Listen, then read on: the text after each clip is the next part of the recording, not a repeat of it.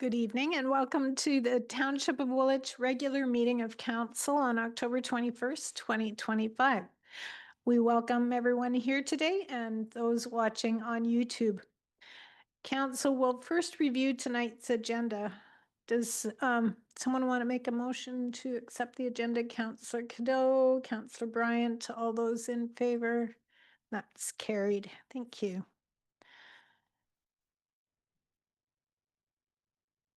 We did not have a closed session. There's nothing to report there. I'll start with roll. I'm Mayor Shantz. I'm chairing this meeting. Councillor Bryant. Present. Councillor Burgess. Present. Councillor Cadeau. Present. Councillor Grant. Present. And Councillor Schwint. Present. I want to start by wishing everyone a happy Diwali. I was able to attend a celebration, the opening of the marketplace at the Kent Sealing Regional Museum.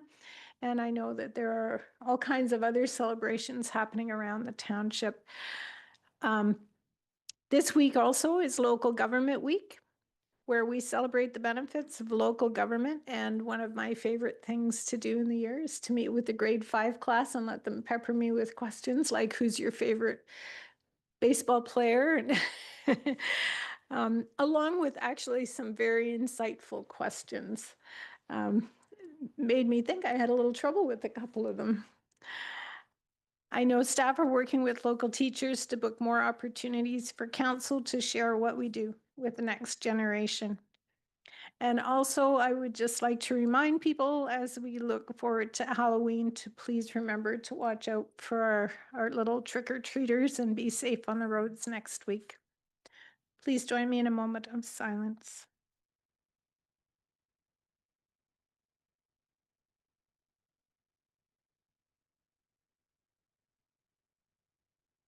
Thank you. The Township of Woolwich acknowledges with deep respect that the land we call home has existed since time immemorial, long before our communities were formed and long before we arrived here. Indigenous peoples have had a deep and lasting relationship with this land, caring for it, learning from it, and living alongside all it sustains. We are grateful to the first peoples who have lived on and cared for this land and who continue today. In particular, we recognize the Chinootan, the Anishinaabe, and the Haudenosaunee people. We honor their deep connection to this land and we acknowledge their wisdom, resilience, and leadership. These communities have protected and cared for the land with respect, responsibility, and a sense of shared trust. As we move forward, we hope to build a future based on mutual respect, shared responsibility, and stronger relationships with one another. May we continue to learn together, to care for each other, and to honor all who share this place with us. Are there any disclosures of pecuniary interest this evening? Seeing none. We have no items from closed, no public meetings. We have one delegation this evening. Your time limit is posted on the agenda. There will be a timer on the screen and you'll hear a warning sound when you have 1 minute left and again when your time is up. Once you're finished, you can return to your seat. We do have one virtual participant today joining the group, so you can turn your screen off if you'd like, Ian. But you're certainly welcome to stay for the rest of the meeting and leave whenever you wish. So our delegate tonight is an update on the Immigration Partnership, the 2025 to 2028 Waterloo Region Immigration Strategy Funding. And I welcome Tracy Hare, Dr. Ernest Osei, Tara Bedard, and Ian McLean, who is online. Welcome. Thank you very much. We appreciate your ears tonight. Perhaps telling that we're on the eve of Diwali, that we speak about immigration today and newcomers to our community. Ian McLean joins us by Zoom. We also have, in addition to Ernest and Tara, we have Joan Fisk from the United Way, President and CEO, and she is representing a funder of the Immigration Partnership today, and also a member of the Immigration Partnership by dedicating some of her staff to our work efforts. I'm Tracy Hare. I'm a member of the business community and a volunteer with the Immigration Partnership. I'm joined today by these folks to make an important ask of you, but also to share a bit about the Immigration Partnership. For background and detail, in addition to our delegation today, there was in your package our strategy and a piece of information about our purpose here and a bit of additional background should you need to reference back to it. We are here to introduce what was in the package, which was the Immigration Partnership Strategy. It is new and has been launched for us for the next 5 years, and to make a request for investment, which I know is a very hot and challenging topic for councils these days. So again, appreciate your ears. A bit of region and Woolwich Township. I don't think anyone would argue that our region and its communities are built on immigration. The last census showed more than a quarter of the regional population were permanent immigrants and many more temporary residents. In Woolwich, immigration accounts for almost 13% of the population. We've experienced exceptional growth in immigration over the last, in particular, 5 years, and this has increasingly pushed out to our rural townships. Immigration is the single biggest driver of population growth and labor force growth. And as we anticipate growth to 1 million regional residents, as I'm sure you've heard, we are expecting significant growth in the coming years. As a background, the Immigration Partnership has been operating for 16 years. We were formed from an organization called RYAN, the Waterloo Region Immigrant Employment Network, which focused on helping business meet talent employment needs through immigration. We're comprised of approximately 70, this always amazes me, 70 organizations and about 120 volunteers, of which I am one, across the region, representing a number of different sectors, including social services, settlement services, education, health, mental health services, business, as I represent, government, cultural, faith, and other groups. Collectively, we support the settlement of more than 10,000 newcomers who come to our region each year. And in fact, we had one of the largest influxes of newcomers last year at that 10,000 mark. And all those folks need housing, they need healthcare, they need settlement. And we do all of this with a very small staff and overheads, specifically 4.5 FTE, of which Tara is one. A few of our more recent contributions, we have formed an innovative workplace immigrant network. That workplace immigrant network has, in the last few months, 6-7 months, given a number of immigrants access to employment, further training, or credentialing support. We've led initiatives to raise new money, $2 million of new money, to help settle immigrants when they come unexpectedly, like Syrian and Ukrainian refugees.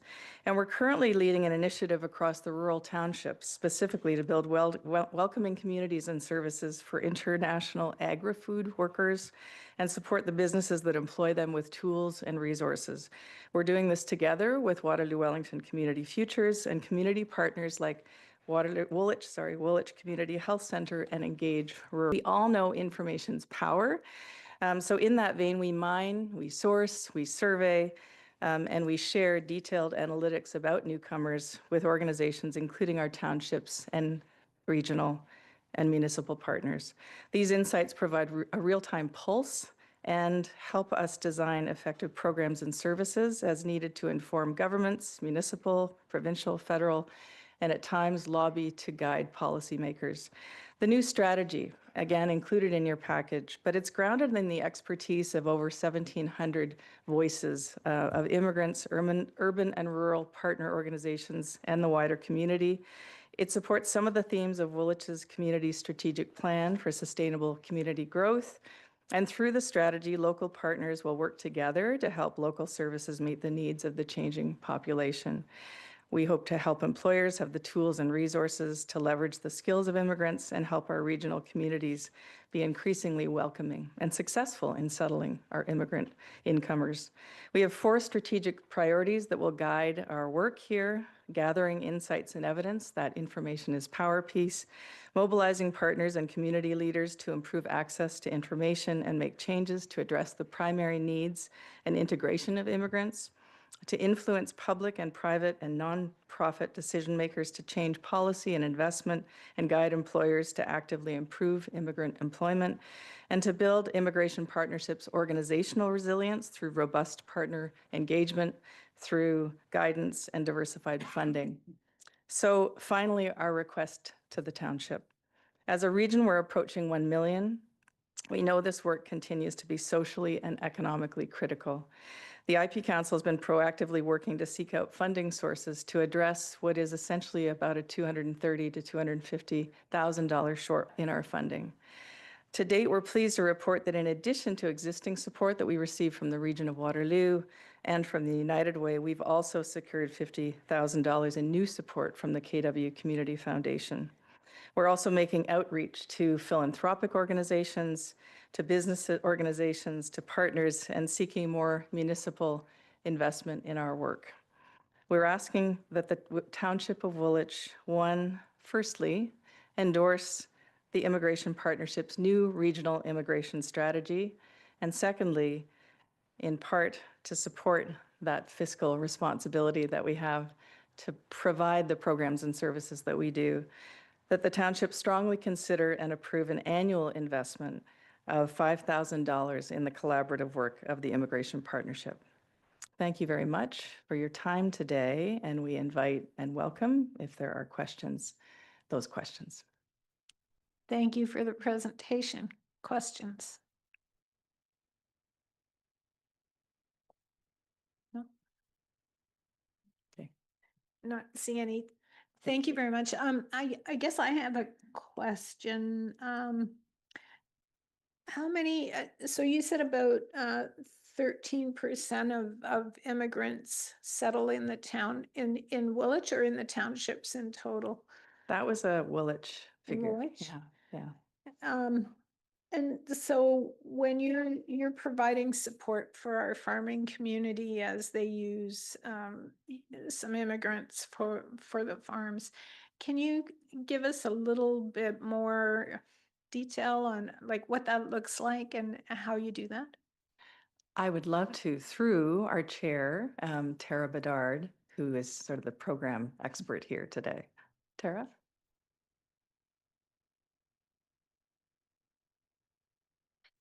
Thanks, Tracy. Thank you for the question. It's nice to be here with everyone tonight. Good evening, Mayor Shantz, and through you. The work that we are doing with the agri-food workers and the farm businesses that are employing them is new work that we have started through, I guess, about 1.5 years of conversation with some of our health and community service partners around the region and others to try to improve the work that we're doing in this community to outreach to populations that have harder time accessing some of the services that are around in the community to be able to support them. So we've been working with a coalition of organizations across the region to kind of to plan how we do this work together and to start outreach. And last year we were successful in getting securing a bit of provincial funding, which we are now able to, with that support, go out and start to do the work. So part of the work is with health and community service organizations to look at the services that are available, to look at what the gaps might be. And some of those organizations are looking at how they make changes in their services. We just held together an event at the Rec Complex in Wilmot Township, where we invited some of the migrant workers on farms from around the rural townships to come to a day of information sharing, where we had some of the service providers who were there to share information about the services to the people who are working on the farms, where they were able to have conversations with them to understand their needs, and where we tried to have a little bit of fun through a soccer tournament at the end of the day. And we were able to get those folks to the farms through doing engagement with the employers that they're working with. So we've been talking with the employers, the farmers where they're working, to understand kind of what's happening in their operations, how it works for them, bringing those folks into the community, understand what their challenges are. And we're now in the process of starting to work with, as Tracy mentioned, Waterloo Wellington Community Futures, And through them and their focus on the business community, we're going to be doing some employer engagement workshops. So bringing those farm businesses together to talk about their experiences, to understand, again, what's going well, what are the challenges, what are the tools and resources that would be helpful for them in hosting these workers while they're here, and making sure that their experience and the experience of their workers in our communities is a welcoming and productive relationship for them, because they really rely on those workers who are coming in to support those farm businesses. Thank you. Councillor Cadeau. Excuse me, thanks, Mayor. Through you to the delegates, thanks very much for the presentation. Certainly taught me, all of the wonderful organizations that are in our community, and I think that it's important to have an agency really bring those together. So I really respect what you're doing. I'm wondering, because you noted that there was a budget shortfall of 200 and something, maybe between 200 and 300. What's your annual budget, and like what proportion of that gets funded from the feds, from the provinces?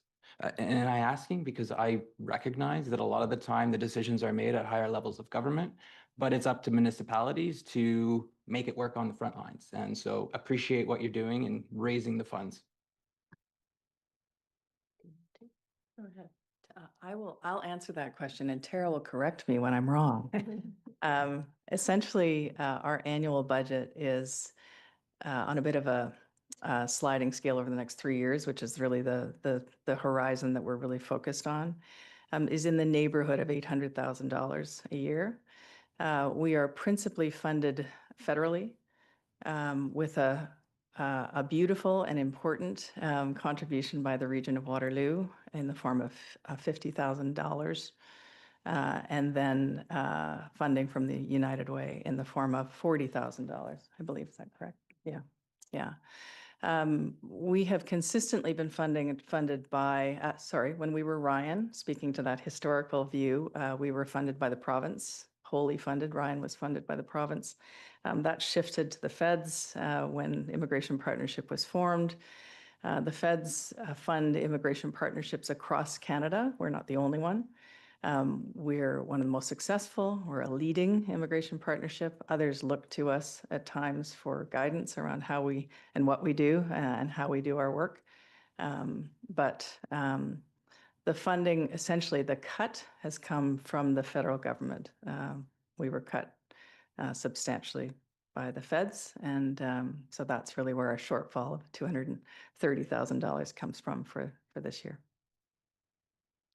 So you were cut about 25%? That's correct. Yeah.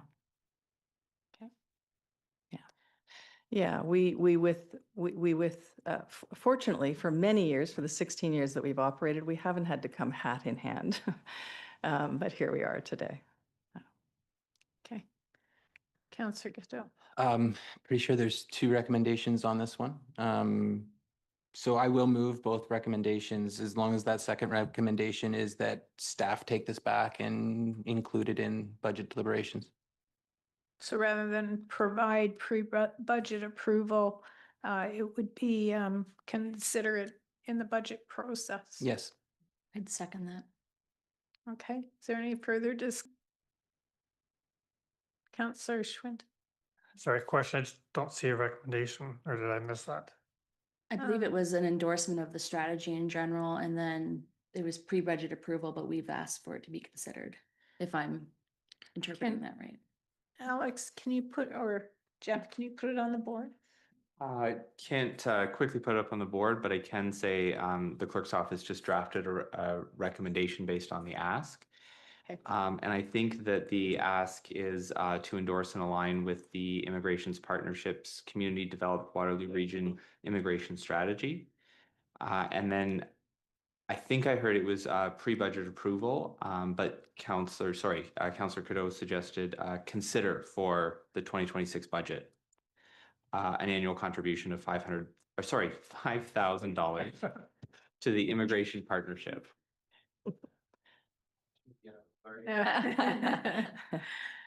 Okay, any further discussion, questions? All those in favor? And are there questions? Confusion? Okay, Um, go ahead. go ahead. Sorry, I think it's around the $5,000 as to where we, excuse me, want to deal with it. And personally, I would like to see it as part of the grant applications that we look at it at the time of budget. I think that's where we just wanted some clarification. Did you want to speak to that or? Yeah, because I think I can also add this is that, from a staff perspective, I would say I think that makes a lot of sense. And I think that's where you were going with the motion, is to move it to budget, to grants deliberations. And I would also say this, because either Mr. McLean or Jenna Petker from the chamber is going to be here in a few weeks to talk about ongoing support for the decision recruitment work that we've been doing. So, there will be those financial things to consider as well, because we've supported that for quite a number of years. So there will be that we're currently doing, this that we haven't done, along with the other grants that you're considering. So considering all of them in the proper context, I don't think is a bad idea for council. Do they need to do an application for that? Or, I think we can consider this an application okay. for that purpose. What we've been doing is creating new initiative forms, so any new requests that come to council. So you can look at each of those requests in totality, and then read the description, and then consider those during budget time. Councillor Schwint? Yeah, I'm late on this, but a question for the delegation. I guess my assumption is in the news we're hearing there's going to be less and less immigration over the next few years. That's a change in policy of the federal government. So we're going to have to, I guess, readapt on how we run these programs and fund them. So how do you see your budget, I guess, having to shrink to deal with that? Can you shrink your activities, I guess, in line with less numbers, or is it when you're doing a job, it costs so much money? I know it's probably the answer I'm going to hear, but I've got to put a bit of pressure on that question. It's a great question. I'm going to take a little bit of that, and then I'm going to invite Tara to take the other part of it. I think we do a lot with volunteers already, and we'll continue to do so. I think from the standpoint of today's situation around immigration, number of immigrants or will over time, that factually that's not the case yet. So our needs and demands have not shifted. In fact, as I said last year, we brought in the largest number that we've brought in ever before.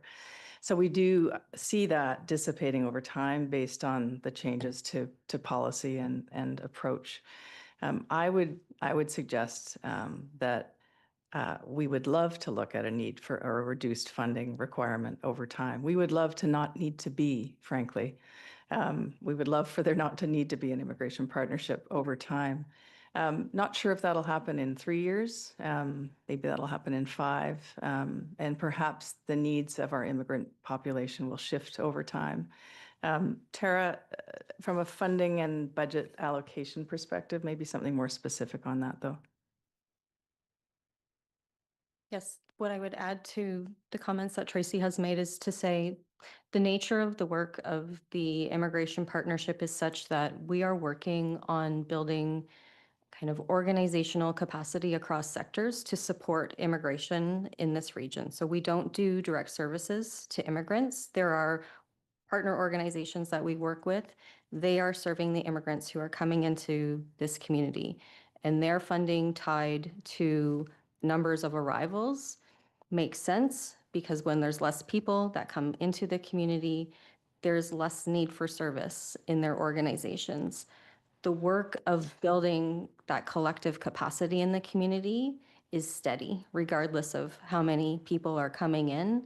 And so when we look at our budget as an immigration partnership, it's really hard to parse out pieces that we can pull away without compromising kind of the quality of the work that we have set out to do as with all of the partners that we're working with. So our costs are pretty stable over time. And sometimes when the numbers go down, it makes the work harder because of all of the changes that organizations are experiencing. The work that we do collectively matters all the more. Ian, was there anything you wanted to add? Yeah, thank you, Mayor Shantz. And I would just echo, I think it's a very good question. I think there has been some slowdown in the numbers of immigrants, but we will still have been for quite some time, and still will be a choice destination for immigrants coming to the country. So overall, it may go down.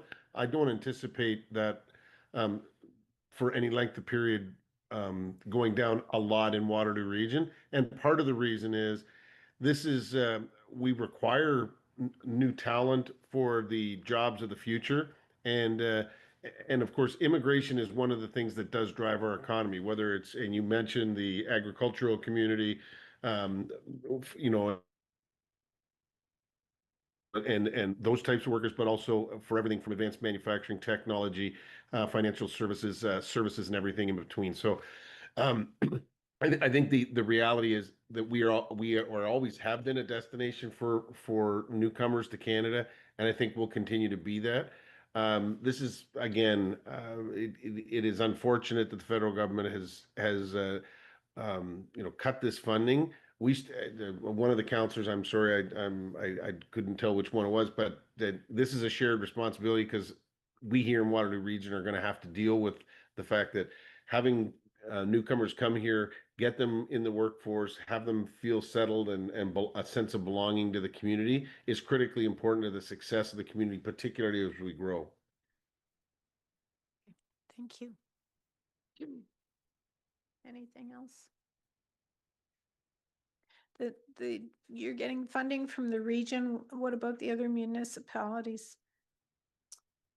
We are slotted to many delegations. And so you are a first stop on our tour. We will be speaking to each one of the municipal and township entities, both to share our story and ideally build awareness around immigration in the community. That is equally valuable in our view, as well as make the same ask of townships, slightly different ask of municipalities from a financial perspective, but a similar two-step ask from us. Okay, thank you. Are there any other questions? Okay, thank you. Thanks very much. See, there is a motion on the floor. So I guess I'll call the question again. And the second part is to consider a $5,000 grant in the grant process of the budget. Right? Okay, all those in favor? Opposed? And that's carried. So we'll look at that as we go through all the other pieces in our budget process. So thank you. You're welcome to stay or okay. Thank you. We have, excuse me, we have 3 consent items. Does anyone want to remove anything? Councillor Schwint. Below both memos, please. Both memos, Both sure. memos, thank you.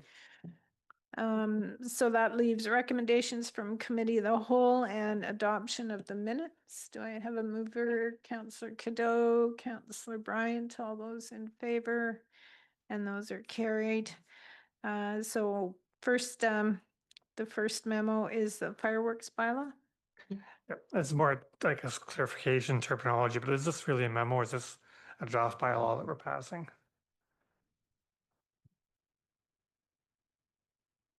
Mayor Shantz, I can start with that if Sure. if you want.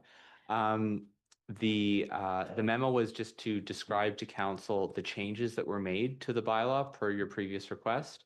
The bylaw would come to council at the next regular meeting.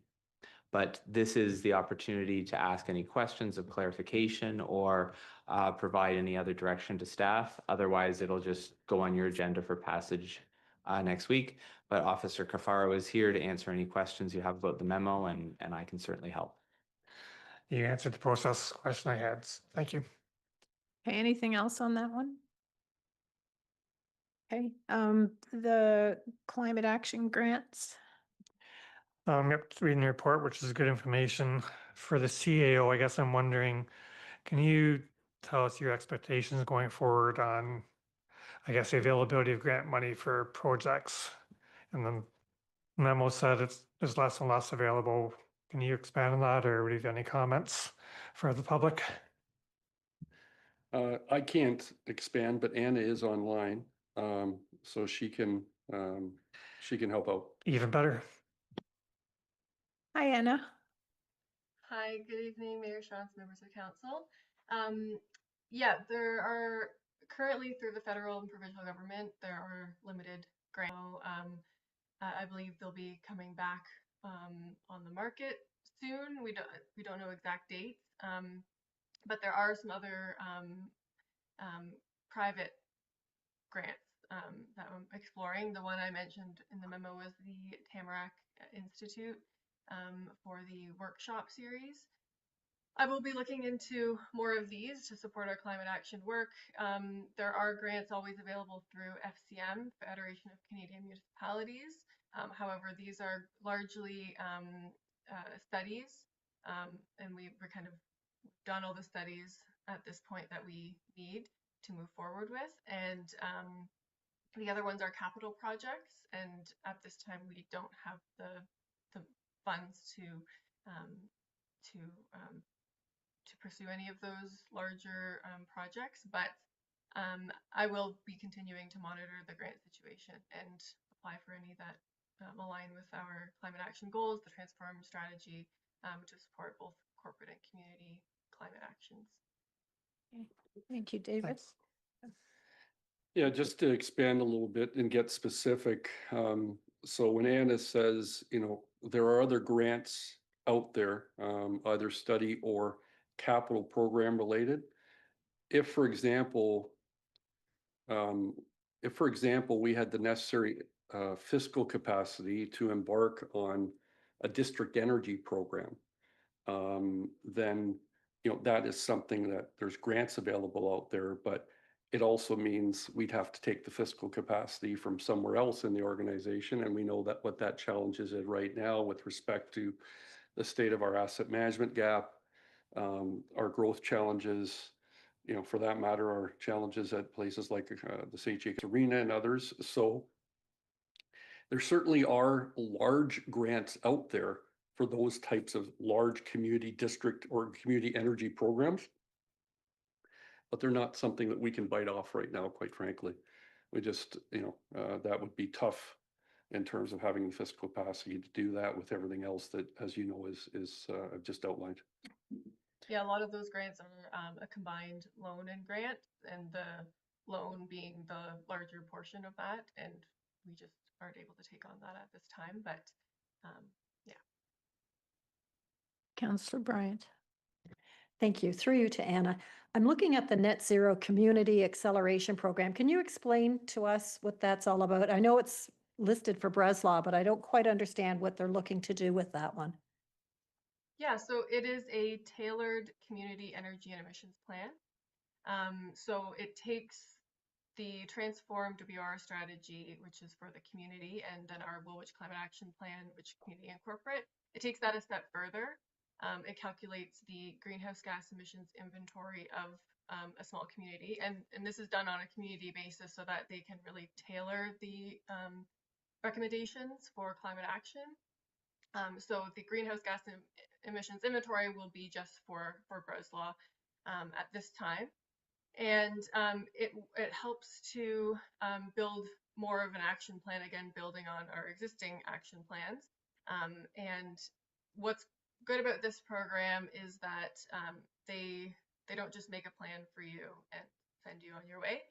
There's a lot of community building and community engagement, so I will be inviting a lot of our community groups to be involved in the development of these actions, even staff and councillors as well.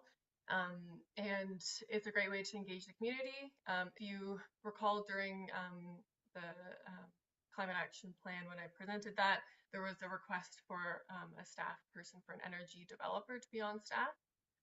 This is the kind of work that an energy developer would help with. So it's a very accessible project for us to do financially. And I think that the results will help us really tailor our climate solutions, especially for Breslau, which is, as we know, going to be growing. And if it is successful and if we are happy with the results of this, I would like to do this for Elmira and St. Jacobs, some of the bigger communities within Woolwich. Yeah, so that's it. Thank you.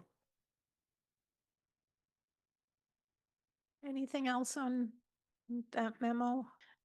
Okay, thanks, Anna.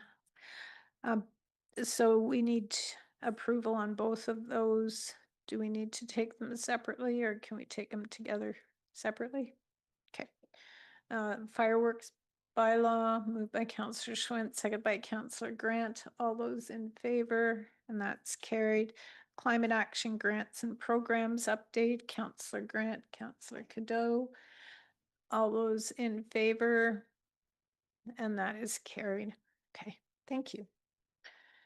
We have no unfinished business, but we do have one piece of council business tonight. And for that, I will call upon Director of Finance, Colin Lynn, and Finance Project Manager, Corey Kelly, to present the project update. And yeah, go ahead when you're ready.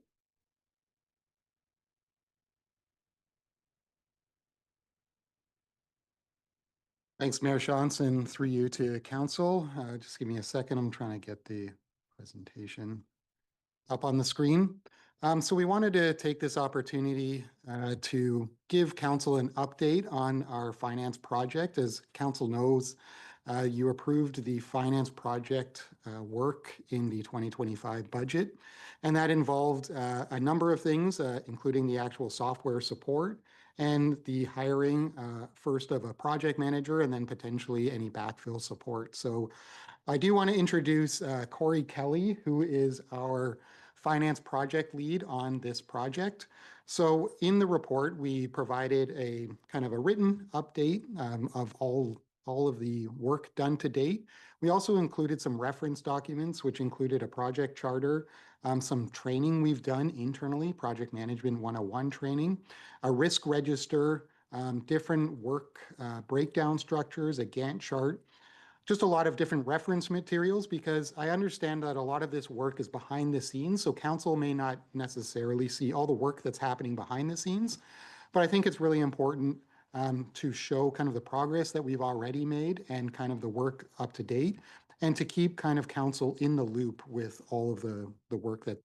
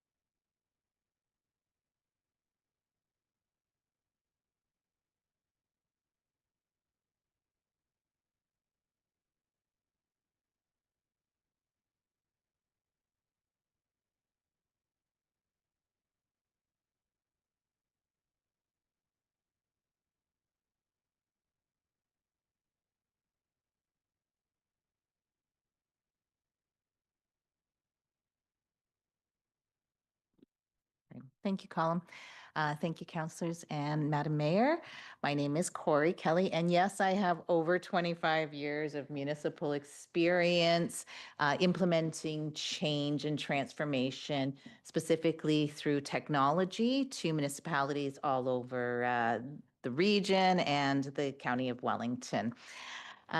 We wanted to, and I'm just going to, because Colin is going to be pressing the buttons, I'm just going to kind of point to him every now and again to get him to move on to the next slide. So if we could go on to the slide, please.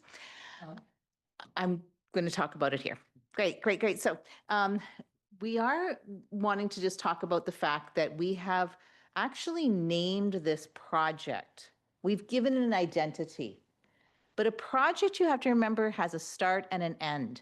So we're naming the project FAST because we want people to understand that this is not just about software or solutions. It's about process improvement, transformation, full transformation. When I come into an organization, I can't just say, here's the tool, but not really look at how it's going to be used, look at our current way that we're using our tools now, and see where there's gaps, where there's pain points. So you're going to see that I use the word FAST, but this is really about the project name or the branding of the project. Now, back in the fall of last year, there was a procurement process, and the vendor of choice was M&P. So you're going to hear M&P. M&P was chosen as our implementation partner. So they're more than just an implementation partner, though. They're here that we want to develop a long-term relationship with so that they will continue to help support us going forward, as well as to help with any times we want to optimize. Because just because we put the tool in place doesn't mean we're not going to want it to grow, we're not going to want it to change, and we need to change as things go, and the world changes and legislation changes. So we're developing a strong partnership with M&P, who are going to be implementing the tools of Syllogist.gov and Dynamics 365. So those are the tools that we're going to be using for our financial solution. I'll get you to switch to the next slide. All right. When we look at this, we're running a full project methodology here, and these are a number of items that are important for us to really ensure success for this project. The first of which is your continued support. We need leadership buy-in. This is important for you to be an advocate and champion for this. Your just recognition of the need for change and the need to adapt our processes was our first step. That was amazing, and I really appreciate that leadership, because lack of leadership, it is cited as one of the primary causes for failures in projects. Because of governance, we cannot escalate issues then to you because you don't feel that you're going to get that support. And we want to make sure that we have open, transparent conversations. We want to work as an integrated team. So one of the things as part of what I've been doing is I've been working through reviewing processes. It started by reviewing processes that specifically affect finance. But as I'm going through, it is really apparent that all the departments, citizens, everybody is going to be affected by this solution and this implementation. So we need to be able to work as an integrated team. I'm going to need to rely on the IT team for data. I'm going to need to rely on IS for information to come through for assets, et cetera. So we need to work together as a team. It's a joint effort, and success will be contingent upon all team members being able to meet timelines and raising issues and concerns as they come up so that we can address them. We've created things called for risks. So I've done a risk mitigation plan. So I've tried to identify any risks that we could potentially have happen or could happen, and look at any mitigation plans that we, to try and minimize those impacts. So we looked at creating a RAID log, which is for risks, actions, issues, and decision-making. We actually are using a RAID log as part of this project with our finance team. So every 2 weeks we meet and we go through, what do you have for concerns? Do you have any decisions that need to be made? Do we need to escalate anything? So that we can always stay on top of stuff. So our focus when we look at things like that, we're not looking to find fault in anything, but we're identifying opportunities for improvement or anything that we can mitigate so we can mitigate the risks. So we need to ensure that we continue with a trust with all of our partners and collaboration with our partners. We're using a number of tools, technology, to encourage that collaboration, from Teams channels to working through videos, and we record all of our meetings so that we can go back. We're using training solutions as well for learning. So we are trying to use all of our technology to collaborate with our external partners as well as our internal partners. Thank you. I'll just quickly go over some of the things that are in scope, and then I'm going to pass it on to Colin. So this solution is covering then, so when we talk about the tools, GL changes. So we're going to be actually looking at restructuring of our GL to best support the township now and for the future, for future growth. There is a current pain point where our numbering in our old system, our current system, is not sufficient. We can't, it's very difficult to create new GLs. So there's going to be work on the GLs. We're going to have for all of our transactions, AP and AR and cash management. We're going to be changing our tax and utility processing.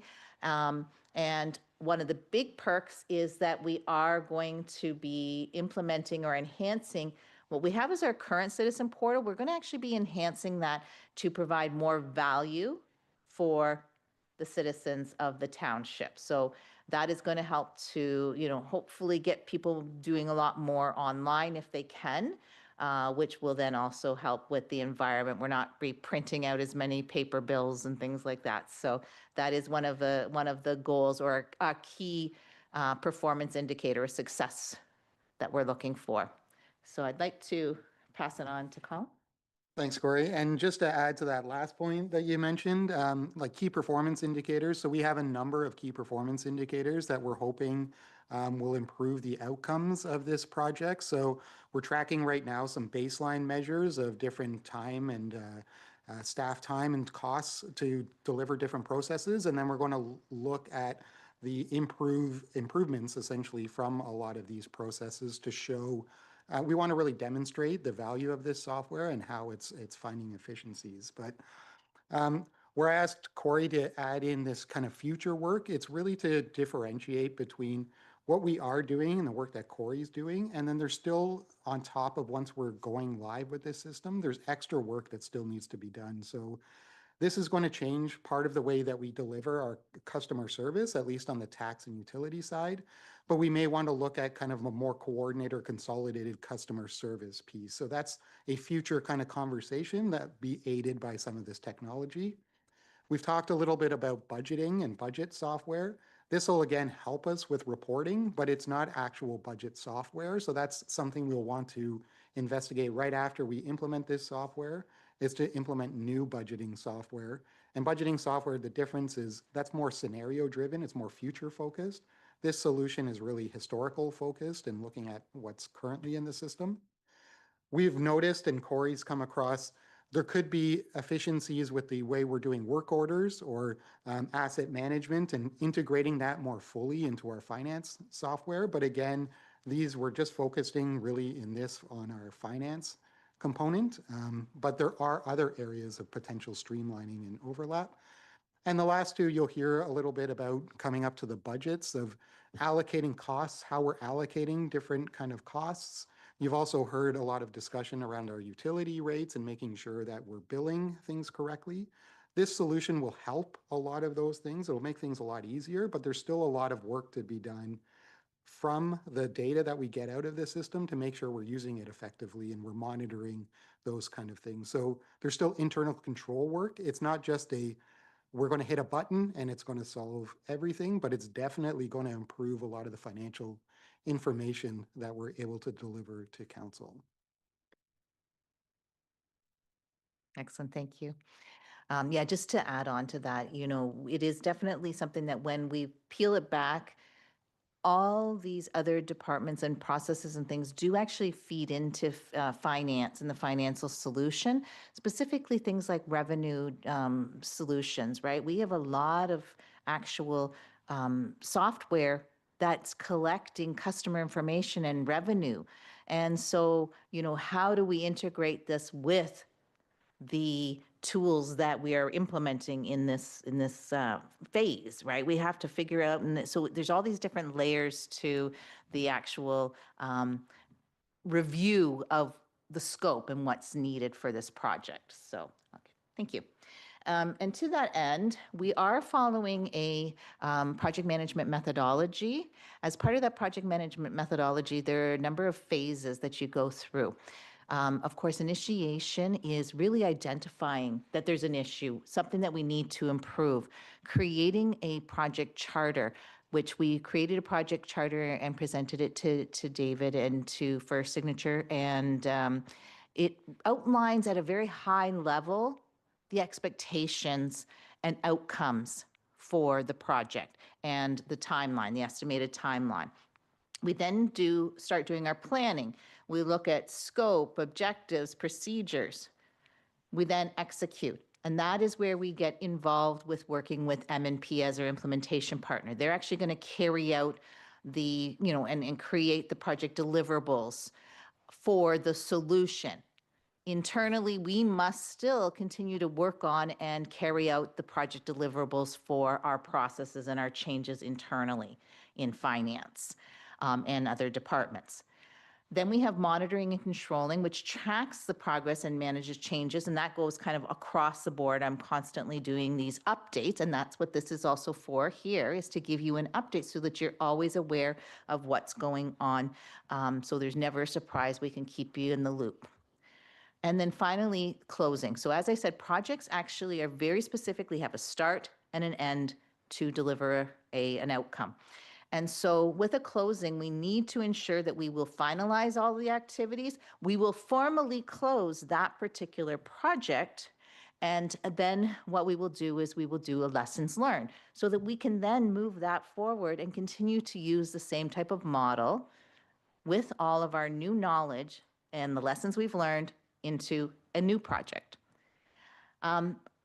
That things that align though with project management that are so closely related is change management and communications management. So when we talk about change management, we have to think about the fact that change management is more around the human side of things, okay? We can run a project, but unless you have the people on board, the people wanting to adapt and to change and to be champions of this solution, you're going to run into risk areas and you're going to have problems pushing forward to your objective. So we have been working through change management. I've created a change management strategy as well in the back end. And I've also aligned that with a tool, the communication management plan as well. So because communication is one of our biggest tools when it comes to change management. Communication allows us to translate these project goals and change impacts into clear, targeted, and timely messages. And it keeps all of the people informed, reduces uncertainty, and it starts to build trust. So how they work together, project management ensures the solution is built right. Change management ensures the solution is embraced and sustained. And communication management ensures the story is told clearly and consistently. Switch over to the next. All right, thank you. So just wanted to give you a high level implementation schedule that was developed alongside our partner, M&P. And M&P actually has an implementation methodology, and their implementation methodology is an ABCD methodology. So they assess, build, confirm, and deploy. So we are just finishing the assess phase. So we have had a number of discovery sessions with M&P, and they have then kind of gathering our current way of doing things, our processes, and then they're going to build out a blueprint. So it's a scope of what is actually the work that's going to need to be done. And then they'll give us a project plan timeline, so an actual official plan timeline that we will sign off on, and that will be our finalized one. They will then go away with that configuration information, that blueprint, and they will build the solution. They'll come back to us where we will then, as an organization, confirm, test, and learn from it. So we're going to be doing training, a train the trainer model. And then finally, after we've got everything all set up and everything's ready, then we'll have a deployment plan and we'll have a go live date. All of these phases, we will make sure that we are communicating so that everybody is aware of when we're going to need time to meet, to train, to test, and we'll need other resources as well during that time. Thank you. So a couple of the project risks that I identified, I mentioned, talked about risk mitigation plan there earlier, that we have to always look at scope creep. This is one of the big ones that I have found. As I mentioned, when I've been doing the process evaluation and analysis, I'm finding it's like onion layers, right? So I'm seeing, okay, here's another area that, if we were to improve this section, or if we were to do this, that we could get the most out of the solution. We're going to be setting ourselves up for success. So we're trying to ensure that we put some gates in here to say, this is the scope for this part of the project. We will have to reevaluate as we continue to go through to see if there's any other areas where there's dependencies that must be finished or must be done. But at this point, we have set that scope as discussed previously. I'm going to keep a real tight eye on that and make sure that we're not drawn.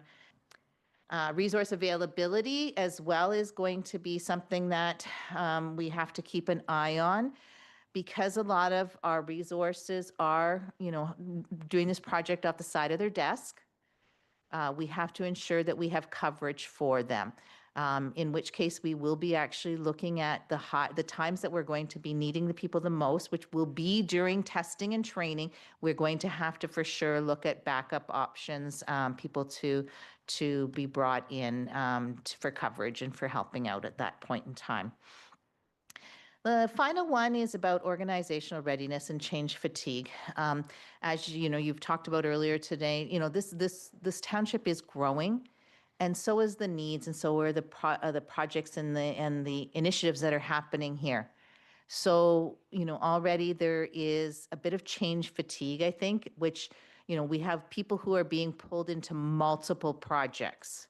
So we have in our finance department area, we have people who are working on a new time and attendance management solution and payroll solution, which they're also going to be needed as well for this project, as the FAST project. So there's going to be a lot of back and forth. There's projects that are initiatives that are going on in bylaw, and there's just a lot going on all over the organization. So from a project perspective, we have to add that as a risk to ensure that we watch for, is the organization ready for all this change to happen at one time? It's necessary change, but we need to make sure that we look at that when we're communicating to the teams and using resources. Colin, did you want to add anything to that one? No? Okay. I was just going to speak to the next piece, and Corey already kind of touched on this, but one of the items that we're really focused on is change management and our current processes. So the way I've described it to our staff and our teams is we're not just putting in a new software solution on top of our existing processes. What it really is, and this is where the FAST came from, is the T in the FAST is transformation. So we're really taking a broad look at all of our finance processes and seeing if it makes sense. And this is a great phrase. The most dangerous phrase in business is we've always done it that way. But you also have to be careful. It's not just change for change's sake, but we should always be looking at our processes and can we do them differently, or does this still make sense for us? So something we may have set up 10 or 20 years ago may have made sense at the time, but now's the time when we're implementing new software and new processes.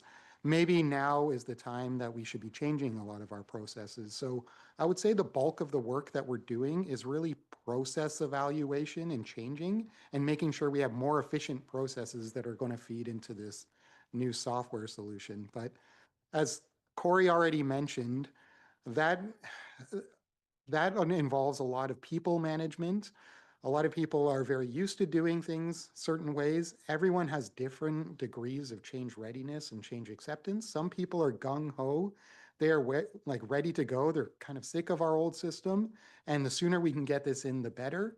Other people are very comfortable with the way they're doing it right now, and they're a little bit more hesitant and fearful about some of that change. So there is a change model that both Corey and I are both familiar with. It's the ProSci ADCAR model, and it's a very step-by-step process to kind of implement change. But just the two I want to focus on just for here is essentially the way the ADCAR model works is you can't move on to the next stage until you complete the first stage. So really, even with budget and some of the work that Corey's doing and a lot of the work that we're doing in finance, it's really building that awareness first. You can't really change until you have that understanding of why things need to change and that awareness. So that's what we're focusing on right now.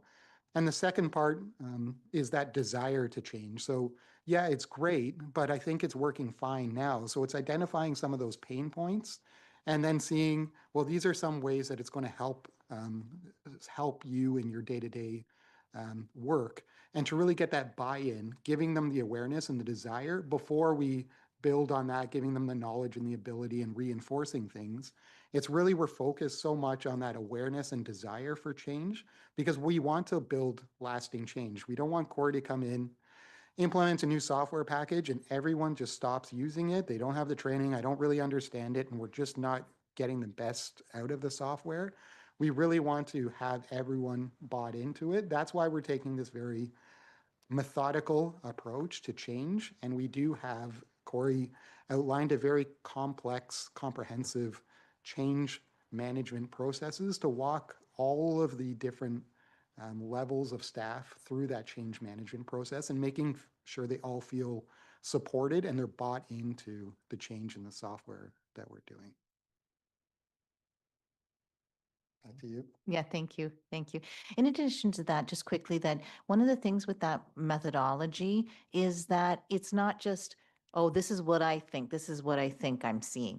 It's very specific in the sense that you do interviewing and you rate the answers when it comes to to finding that total. So it actually becomes a very numeric value, and really lets you know the degree of awareness, the degree of desire, pockets. It really pops out pockets of areas that could potentially have change resistance.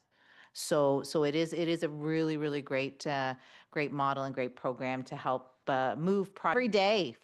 I mean, there's nothing constant in life but change, is there? So it's really important for us all from the human aspect of that. So sorry about that. I just wanted to go back to that quickly.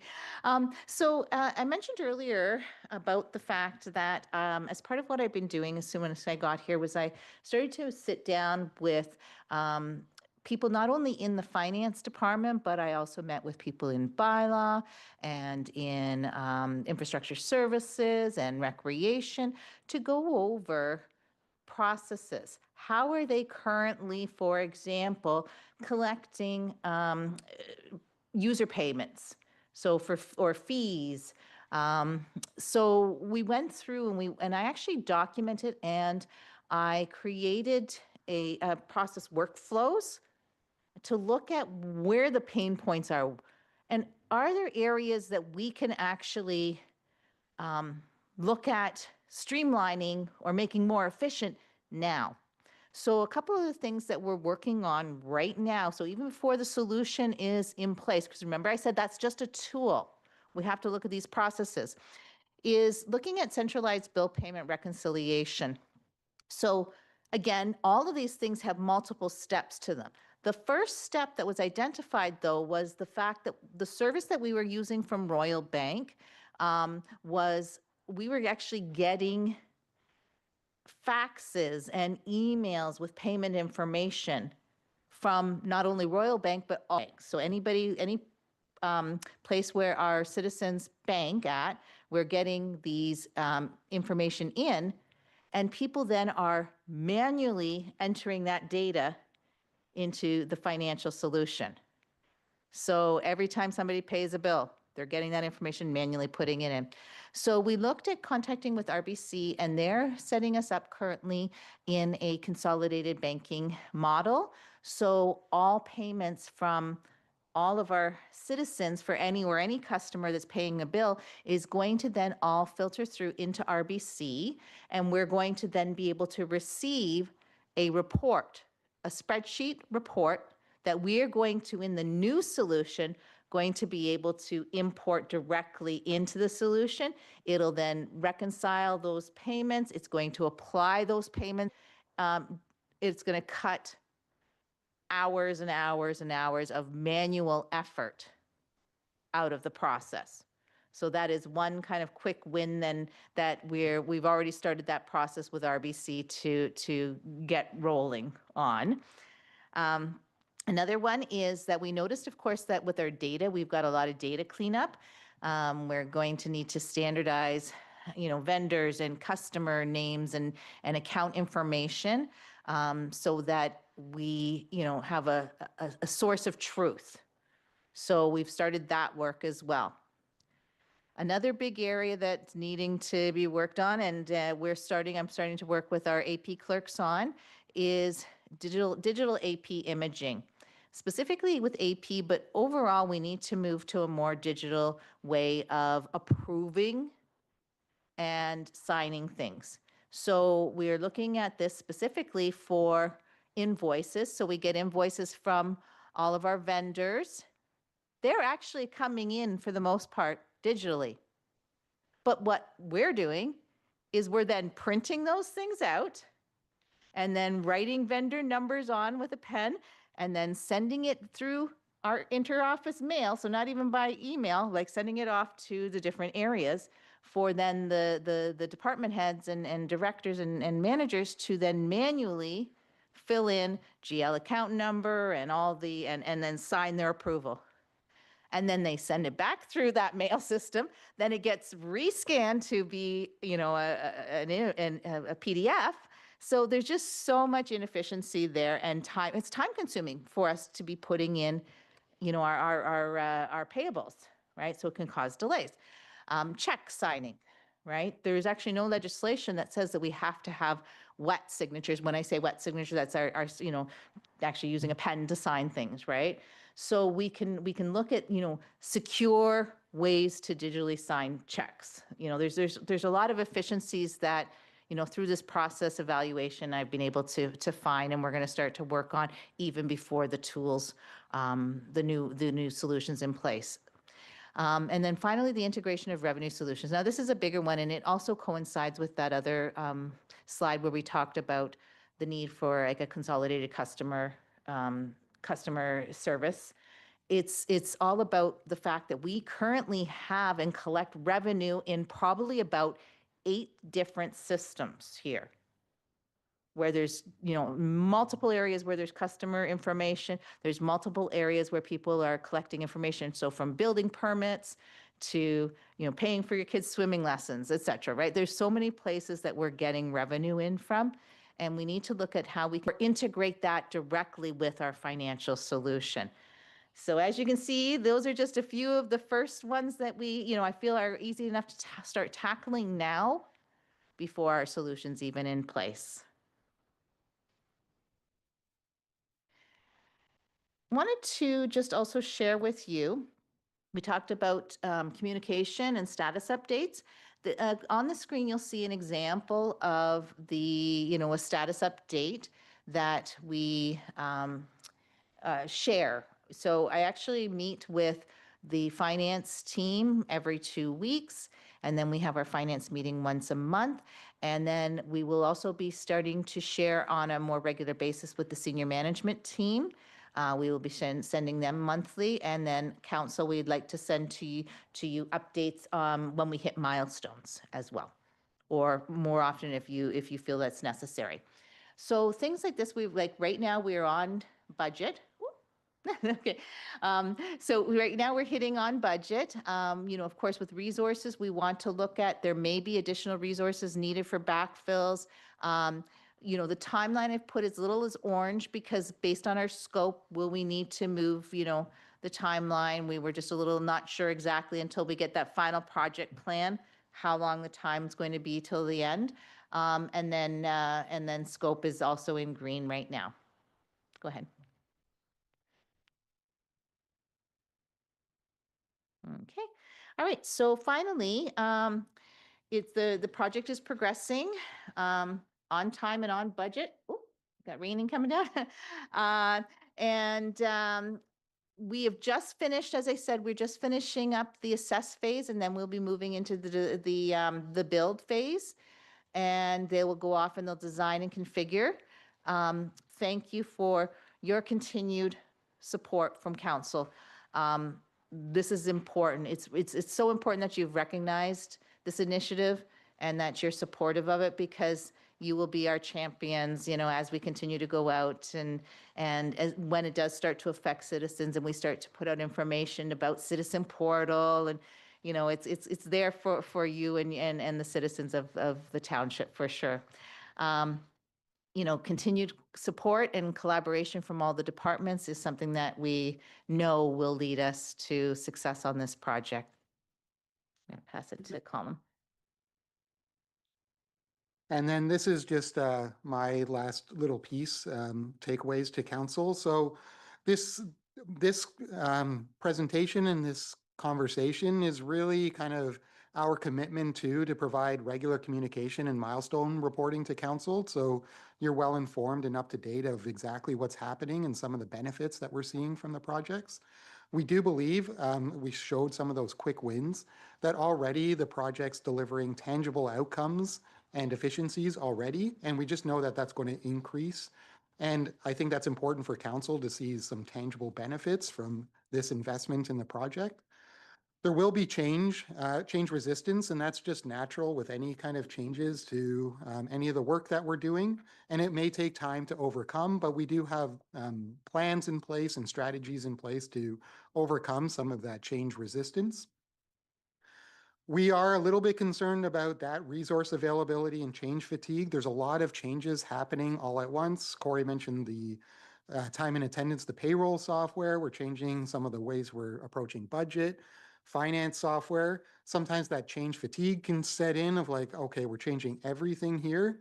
So it's going to take a while for a lot of people to adapt to some of those changes. But again, we're trying to take a more structured, methodical approach. One thing we found, which is kind of a victim of our own success, is as we start looking at our existing processes, we look at different areas. Well, that would be a great area to improve, and that would be a great area to improve, and that would be a great area to improve. If anything, we have to kind of narrow our scope. Otherwise, we'll never get the project done. It'll just kind of keep spiraling into different offshoots. But we're identifying these items, and it'll be great then to come back and to take the lessons learned and apply that to other areas. But I do think this structured project management approach, in the long run, it'll really set us up for success down the road. It'll give us that lasting change and really lay the foundation for anything new that we want to do. And we're talking about Power BI, AI, any new software packages. This is really the foundation for anything new that we need to do over the next 10 or 20 years, but this will really set us up for success in the future. And really this whole presentation was to keep council up to speed and to give you an opportunity to ask questions or to get any more information on the software. Okay, thank you for that. It sounds like an exciting project and one that's well overdue. Questions? Councillor Cadeau. Thanks, Mayor. Through you to, I suppose, the director. Comment and a couple questions, I guess. First, to your last point, project management perspective, I think is fabulous. Having gotten a credential in it, I know, seeing Gantt charts and work breakdown structures, the geek in me just got so excited because I do think it's really going to help to keep us on scope. Maintaining or preventing that scope creep is going to be important to stay on budget here. So that's my comment. A couple of questions is on slide 2, it mentions cloud-based compute. And from my research, a lot of the cloud-based networks are not in Canada. And just given that this is financial data, I'm wondering if there are any concerns about the cloud-based computing and whether or not there's going to be cross-border events. Hi, so I'll answer that one. So I actually reviewed the contract really thoroughly with M&P, the partner, and I stressed that our data, the data warehouse has to be in Canada. And I believe they said, and I'd have to pull it up, I'm so sorry, again, but I believe that they said that the data warehouse is actually in Toronto for our area. So, I mean, there's always with cloud-based solutions, there's always some sorts of, security, but we're talking about working with things like we're working with Microsoft, right? And of course, they've got so much built-in security on their solutions, but our data specifically will be in Canada. Perfect. Thank you for that. The second question, I think you kind of answered it in your presentation, but for the portal like the water bill that residents are currently using, at what point are we going to see that integrated with the system, or are they always going to be kind of standalone? Yeah, thank you, Councillor Cadeau. So yeah, this is actually part of the scope of the project. So the implementation of the utility billing as well as tax billing is part of the syllogist implementation. That's all the revenue solutions. And it will be rolled out at the same time. Like, we're doing a big bang. So by the fall of next year, they'll see a different layout. We're going to try and streamline and clean up the layouts a little bit as well for that. So there's a couple of things that they'll be able to get. So you'll get your water bills, newer water bills. It's all going to be integrated with our financial solutions. Plus, you'll also be able to, it's going to be something that they'll be able to, if we can, have people go on to Citizen Portal, they'll actually be able to pull up their bills right through the Citizen Portal. They'll be able to see the history themselves and consumption rates, et cetera. So it's all part of the phase go live. Okay. Councillor Schwint. Thanks. It's going to be a long year of work, I think, on this, but desperately needed. Last meeting, not maybe last month anyway, we had the audit results from last year, and we were asking for an RFP for a new auditing company. As I hear all this, I can't help but think that having a fresh set of eyes as we're building it might be beneficial. So wondering where we're at in terms of having an RFP out. Through you, Mayor Shantz, to Councillor Schwint. So based on the direction, I believe it was 2 council meetings ago, so we did develop an RFP template, and it's currently out on the street right now. It closes, I believe, in next week. So we did reach out to a select number of vendors to make sure we had casted a wide net. So we expect that to close probably end of next week. So with the evaluation, we could potentially have someone in place by the end of the year. Thanks. Councillor Bryant. Thank you. Through you to Colm. You mentioned that we're going to be putting a lot of these through consumer portals. Is that going to reduce your need for people in the future, or how is that going to work? Because I know you've got quite a few that are going to become automated. Through you, Mayor Shantz, and just like Corey mentioned, a deliberate focus is really on that self-service. That's where not only a lot of the demand is, a lot of people don't want to necessarily have to pick up a phone and get transferred. They want to be able to just go and do it themselves. So we are kind of building that self-service as kind of standard in a lot of the tools that we're doing. So to your point, Councillor Bryant, this should reduce the number of calls of like, what was my bill last month? Or how come it's gone up a little bit? They'll be able to kind of find out some of those answers on their own. From a staffing perspective, I would say this is more, we're growing. So as we expand, we're adding new accounts. So it would probably limit the need for additional staffing to deal with the volume. So I don't think we'll ever get away with not having the ability for someone to come in and ask about a water bill or to pick up the phone, but one person should be able to manage a higher volume of accounts. So if and I don't know the exact number, but say we have one staff member for every 10,000 residents, that same staff member could maybe accommodate 15,000 residents or 20,000 residents. As we grow in the future, it would probably reduce the need for further customer service. And then we also mentioned here the potential then to have more of a one-stop solution. So this is going to change the way we deliver finance customer service. So could there be other synergies across the organization? And maybe that's another avenue where we could free up some of that staff time that they could answer other questions, not just finance-related ones. Thank you. Anyone else? I have a question about the timeline and just understanding what it's going to give us. So, Colin, you said it won't do budgeting for us, but it sounds like it will provide us information to feed into the budget process. So the fourth quarter next year has me a little bit nervous for the next budget process. Can you tell me how you're gonna make sure? Because Through you, Mayor Shantz, it's a great question, and Corey and I have had many conversations about that. We just want to set realistic expectations of it's going to take time to implement. We're right in the budget process, as you well know, right now. So we're going to spend most of the first 2 quarters of next year implementing the solution. It's unlikely, realistically, we'll have enough information and be ready to go for this time next year. We'll probably be still testing and implementing the solution to really take full advantage of it for the budget. Again, depending on the exact date that it goes live, we'll get better reporting. Like, I want to be clear about that. Anything we do here is going to be improvement on our current system. So the fact that we can more quickly track reserve balances, for example, that is a 2 or 3 day process. Every time we get asked for our new reserve balances, we'll probably be able to run a report and get more accurate reserve information.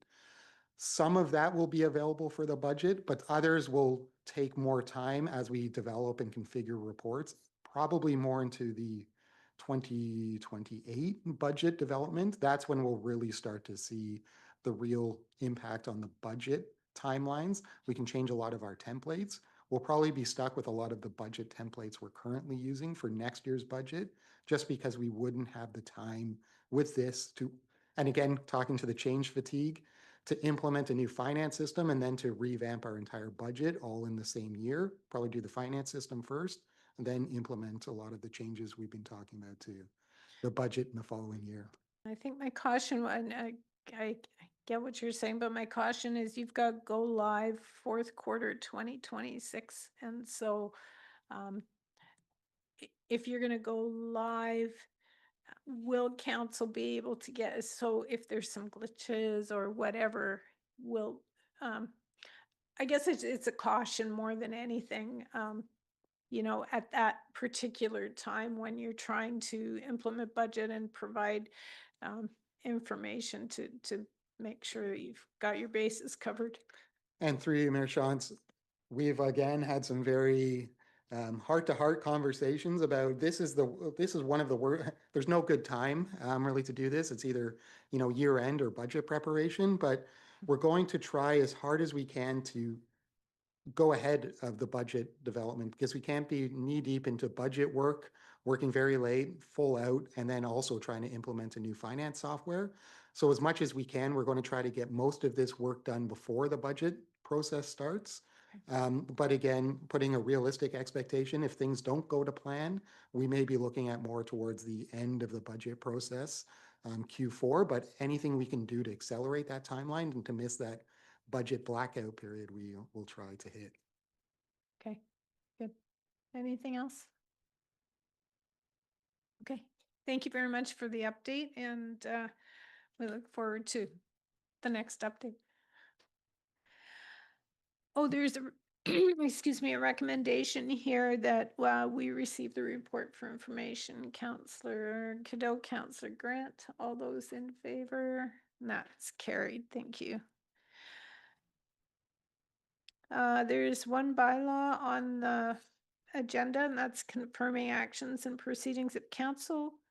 Can I get a mover and a seconder? Councillor Bryant, Councillor Burgess, all those in favor? That's carried. Thank you. That concludes the council portion of the meeting. So we'll take 5 minutes, 5-minute recess, and then we'll start committee of the whole with Councillor Cadeau.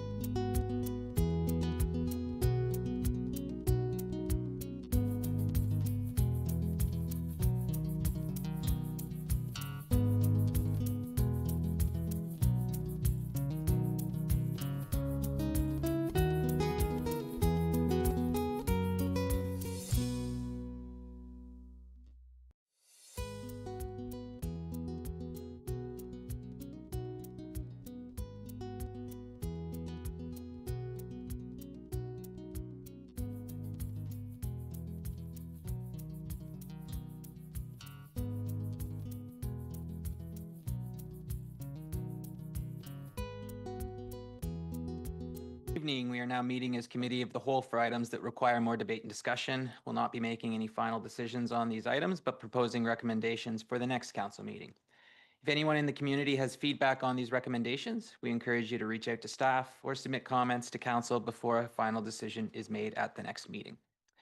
So we have one item to come forward today, item 6.1. And we have Councillor Bryant here as Chair of the Heritage Committee to present this report. So the floor is yours. Thank you. Before you, you have a recommendation that the township of the, sorry, can't even talk tonight. The Council of the Township of Woolwich consider report WHCO2 2025 respecting the heritage designation of the Carnegie Library, Elmira. Number 1, endorse the Heritage Committee's recommendation to proceed with the heritage designation process for the Elmira Carnegie Library, 65 Arthur Street South, Elmira, which includes providing a notice of intention to designate under the Ontario Heritage Act and direct staff to prepare the appropriate heritage designation bylaw for council's consideration following the notice period. Designating a property as having heritage value is governed by Part 4 of the Ontario Heritage Act. Under the Ontario Heritage Act, municipalities can pass bylaws to formally designate properties of cultural heritage value or interest. If council wishes to proceed with the designation, a notice of intention to designate must be published in a local newspaper and served on the owner of the property and the Ontario Heritage Trust. If no objections are filed within 30 days, council can make a decision on whether to pass a bylaw designating the property or to withdraw the notice of intention to designate. If the bylaw is passed, it will be registered on the title of the property. The designation bylaw includes a description of heritage attributes, which can include the property, buildings, and structures that contribute to the property's cultural heritage value, which should be retained to conserve that value. If a property owner proposes to make changes to anything that would affect the heritage attributes of the property described in this bylaw, the owner must receive council approval. Furthermore, if the property owner wishes to demolish the building, council may refuse to allow the demolition. If a notice of objection is served on the township with respect to a proposed designation, the matter is referred to the Conservation Review Board, Environmental and Land Tribunals. The Review Board deals with heritage matters in a similar manner as the Ontario Land Tribunal hearings. If designated, the property could be listed on the National Register of Historic Places, which is a joint initiative of the federal and provincial governments to recognize the country's heritage. It's a searchable database accessible via the internet. The register describes historic places recognized by local, provincial, and territorial governments and by the federal government. The Woolwich Heritage Committee passed a resolution at their meeting on October the 9th, 2025 to recommend council approve the proposed heritage designation of the Elmira Carnegie Library.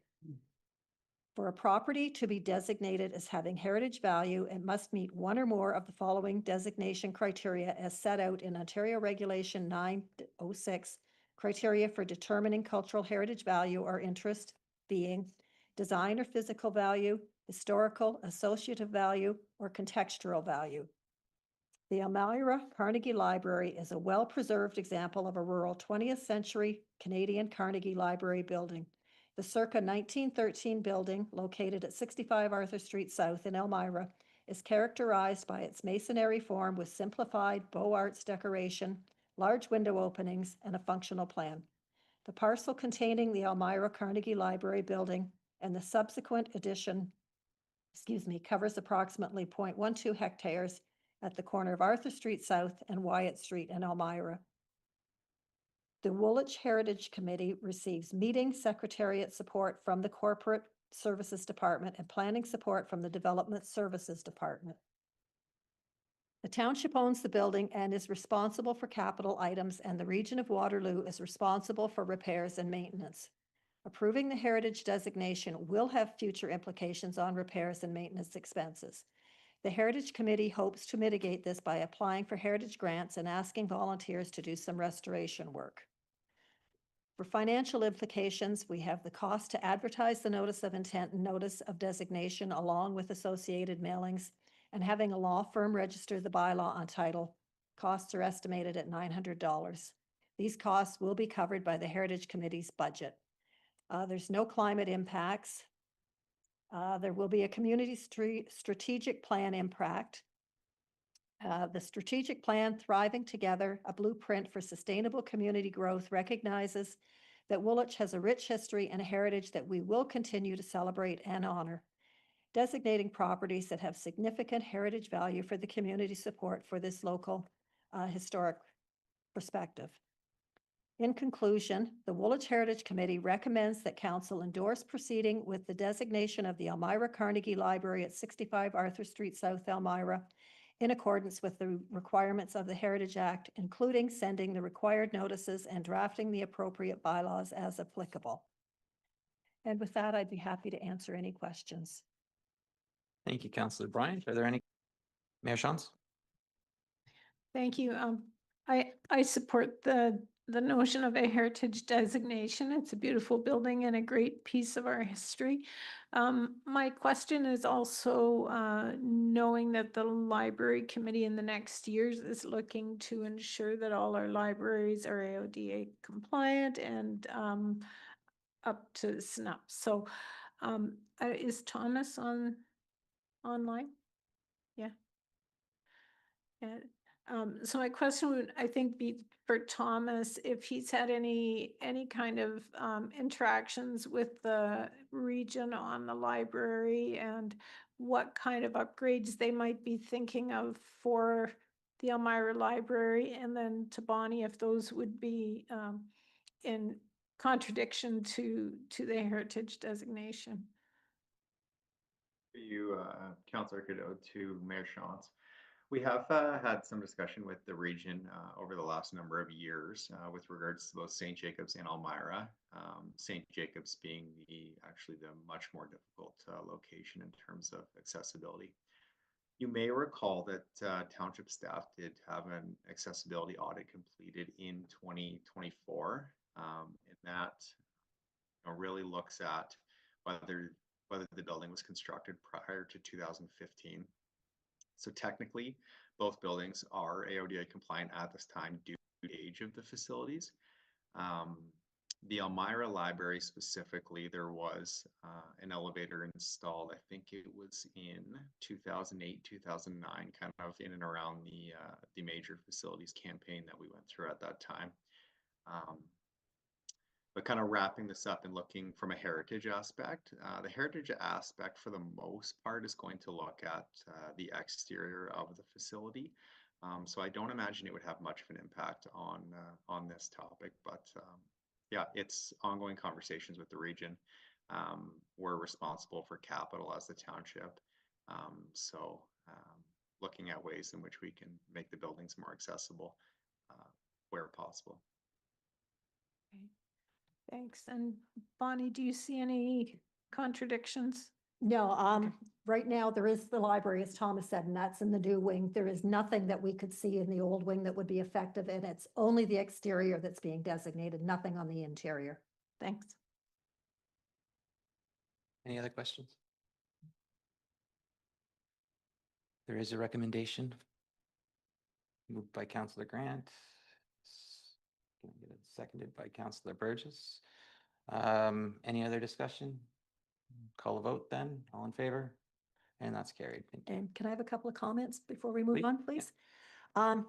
One thing I do want to say is I have to say thank you to the Maryhill Historical Society. They have donated the money to pay for the 2 plaques we need to finish the St. Boniface designations. We were lacking a plaque for the Walled Cemetery and the Church Manse, so they have graciously offered to pay for those for us.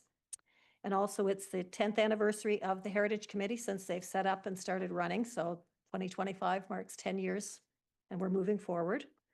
And the one final comment I have is I have to say thank you to Julian Gavanaugh of The Observer. He has written many articles for us, which is bringing the Heritage Committee to the forefront so people are recognizing the work that is being done. So I want to thank him as well. Thank you. Thanks, Councillor Bryan. Certainly a team effort there. And thank you for all the work that you're doing chairing that committee. Brings us to other business. So we'll start with Mayor report on regional matters. Sure, thanks. On Saturday, I joined MP Tim Lewis, Councillor Schwint, and community members at the Breslau Library to unveil a mural by Hearts Open for Everyone. It was designed by Elmira's own Jennifer Hurst, a teacher, a guidance counselor, and artist, and her quilt-inspired design honors her Mennonite and Indigenous roots. The painting was done by community members at the Hope Multicultural Festival. And one of the young girls who did part of the painting on one of them was there, and she was very excited to be there with her mom. So if you haven't had a chance to see it, I encourage you to visit the Breslau branch or the Hope website. And it looks really good in the library. It's on a nice bright colored wall, and yeah, it's a lot of fun. And the second thing I did on the weekend, Prime Minister Carney was in Breslau to do a keg tapping at the Schwaben Club, and so we were honored to have him join us in Woolwich Township and in Breslau for that event. Perfect, thank you. Are there any council reports or updates? Councillor Burgess? Thank you, through you, Chair. During our last budget in February, I brought up the desire to buy a skate sharpener for the Woolwich Memorial Center, but there was pushback from staff and no real uptake from council amongst all the other issues we were involved with at budget time. And I appreciate Chair Cadeau here for bringing this up and mentioning it today. And now that we're back in hockey season, I would just like to push for this.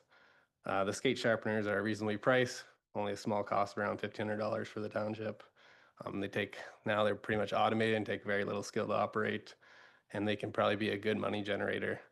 And with Home Hardware now leaving from downtown, that takes away kind of one of the main places where people go to get their skates sharpened. I believe there'd be a lot of interest in this from residents and hockey players and everyone in the community here. So I guess I would direct it to Chair Cadeau or the director, Deputy Director Vanderhoff, to kind of share any of their thoughts on steps for this or their desire, and how we can look at implementing that. Deputy Director, are you online still? Thanks. Yeah, I'm here through you, Councillor Cadeau. So I think that part of the challenges that I expressed through the last budget cycle was primarily around staffing resources and being able to provide consistent service. I don't think that it is something that we could have staff stationed at all the time. Based on our current staffing levels, we often have one operator in the building. So they're operating 2 pools, all the various community spaces, 2 arenas. And so to ask, I'm not certain that, that one operator could take on additional responsibilities if there's the public that are looking to have skates sharpened. And just being able to provide consistent, reliable service. We also have upwards of 20 full-time and part-time and temporary operators that work at the facility as well too. So you've got a number of different staff that are working all different shifts. So there might be some, training challenges there, I guess, as well too. And then the other piece was the location too. We are running out of space at the Woolwich Memorial Center, kind of bursting at the seams. So we would need to look at some space. There are automated skate sharpening machines, like kind of vending options, but I'm not certain. I've never used those, so I'm not certain. I can't speak to the quality of those. All that said, it's something that I can bring back, and we can have some further conversation about it as we are heading into budget and get back to council with some more information. Thank you very much. Councillor Schwint, question? More comment. I think it's worthy of the conversation to see how it could be done, understanding there are challenges in everything we try and do. The other group to talk to, I believe, is people that operate the concession stand. The hours may not be as open as much as we'd like, but I bet it's better than nothing, and it could be a good money generator for that group as well. So Councillor Bryan? currently, Oh. sorry. Go ahead, Thomas. Just jump in if that's okay. I'm sure Councillor Schwint's aware, but currently Woolwich Minor Hockey is operating the concession at the Woolwich Memorial Center. They took that over a few years ago. So that's definitely a conversation we could have with them. I'm not sure if it's something that those staff would be comfortable in. I think it's younger high school students that are operating the concession most nights, but definitely something we can take back and discuss with them. Councillor Bryant? Can we look into what an automated machine would cost, and is it a good second choice? I don't know anything about them, but if it's something that could be done without staffing, it may be something worth looking at. I mean, it's going to be cost determined by that, but. Yeah, and I mean, if we can get cost recovery in a year or two, then it pays for itself, right? I appreciate the conversation too. I did bring it up as somebody who had rust on their skates trying to play hockey. It didn't go very well. I fell a couple of times. I do think that it would be well used. And so my mind went back to that conversation we had at budget time when Councillor Bird just brought this up, and I thought it might be time to rehash it. I guess the question that I have, Thomas, is you're talking about the operators.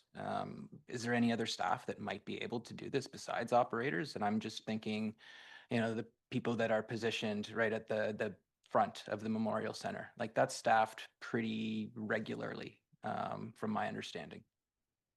Yeah, so I'd say we have 3 regular staffing groups in a typical evening at the WMC. We have our operations staff and call them junior attendants, so our high school students that are cleaning dressing rooms, that sort of thing. And then we have customer service staff, which are there most nights until 8:30 p.m., I believe. And then our lifeguard staff.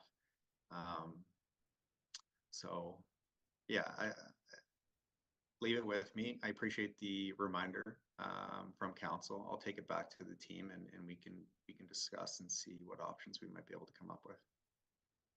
Perfect. Thank you. Any other questions? Any other council reports, updates? Seeing none, that brings us to the end of regular meeting of committee. So on behalf of the committee and all those who watched the meeting, all those who took the time to participate tonight, we thank you. Would anyone like to make a motion to adjourn? Not all at once. Councillor Bryan, Councillor Grant, all those in favor, and that's carried. Thank you.